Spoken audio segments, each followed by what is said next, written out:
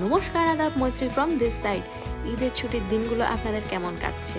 আমার তো বেশ রান্নাবান্না করে খেয়ে দিয়ে দিব্যি চলে যাচ্ছে। রান্না করছি পাবদা মাছ। ভাবলাম না ভেজে রান্না করব। আমার আবার পাবদা মাছ না ভেজে রান্না করতে ভালো লাগে, আর এভাবে মেখে চুগে বসিয়ে দিলে আরও ভালো লাগে। কিছু মাছ রয়েছে যেগুলো না ভাজলে ভালো লাগে, যেমন ইলিশ মাছ, বাটা মাছ, পাবদা মাছ। আমার ছোট ভাই আবার একটু মাছ ভেজে না দিলে ওর নাকি ভালো লাগে না। ওকে বললাম এভাবে খেয়ে তো দেখ কেমন হয়। জাস্ট রেগুলারের মশলা দিয়েই পাবদা মাছটা বসিয়েছি।